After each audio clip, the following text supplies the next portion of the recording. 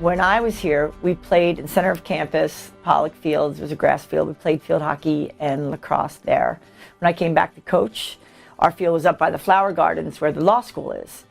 But I knew that we had this AstroTurf down here that the football team had used, and that would be better for us to compete on. We would be better players playing on that surface. So we talked to the athletic director, Tim Curley, and Joe, and he's like, absolutely, you can use that field. So we trained on the AstroTurf field, all those, I would say, probably for like 6 years, and then they built an AstroTurf field where Pagula is right now.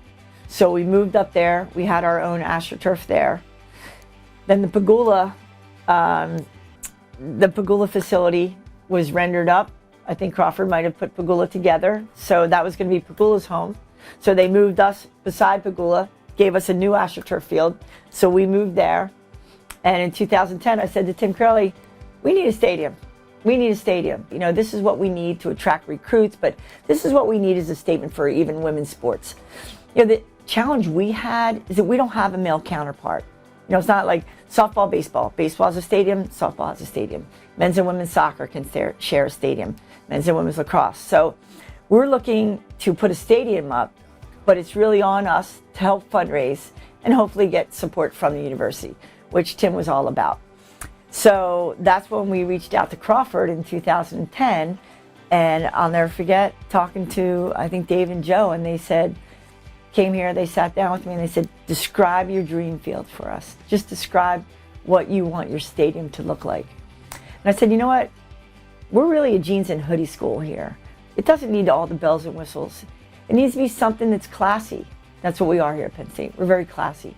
It needs to be something that's fan-friendly, intimate in a way, because, you know, we don't want this big arena. We probably can fill about 1,500 seats, something like that. We're one of the largest drawing attendance schools in the country for field hockey. So they came up with these renderings, and I'm like, perfect, I love it. I love it. There's balconies on the side, so you can look out and see Mount Nittany. You can look out and see campus.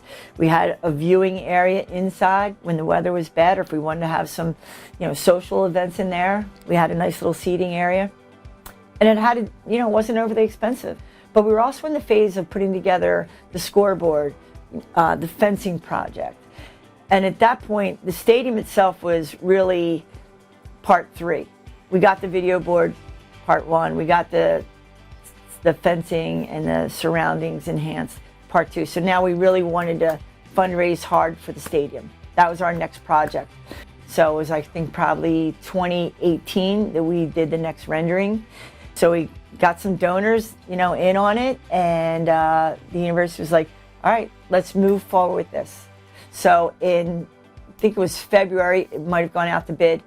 It came in at about 9.2 million at that point, which was under 10 million, which was significant because anything over 10 million, you had to go to the Board of Trustees to have it approved. So we were in a great place, and it was going to go out to bid and probably start building sometime in April of 2020. And in February 2020, it was approved by Borough Council here in State College. Great, let's go. COVID hit March 2020. Everything was just put on hold. You know, we definitely could not get it up in 2021 even, but we just kept funding. We kept, you know, that was a good time for me to keep fundraising. You know, I wasn't coaching, but I could reach out to people about fundraising. So we kept getting, you know, more support financially for it. And then when we came in, I think it was January, February to rebid it, the price went up with the cost of all the materials and everything. And so it did go above that 10 million mark, so it had to go to the board. So everybody's like, we still have the money, we can get this done, but it has to go to the board for approval, and that board meeting will be in July. So now I knew, like, now we're another year away.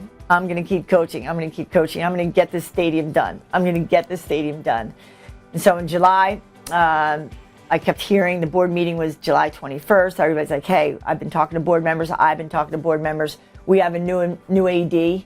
He comes in. I'm like, I hope he doesn't like, oh, we're going to put that on the back burner.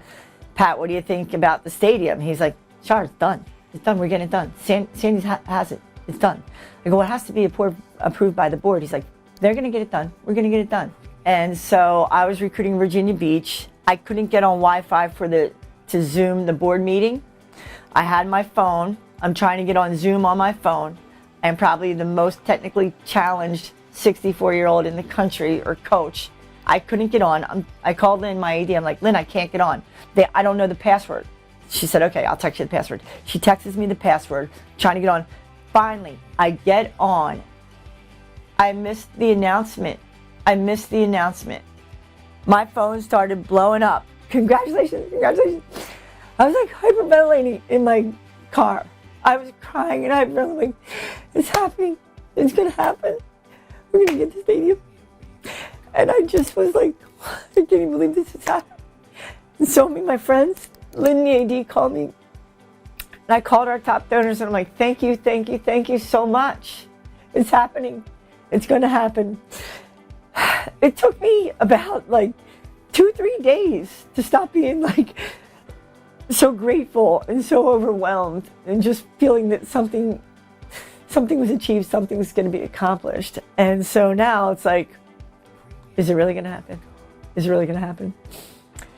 We had our first meeting with Crawford and the engineers and the construction company, and I live a half a mile from here. I walk to work, I ride my bike.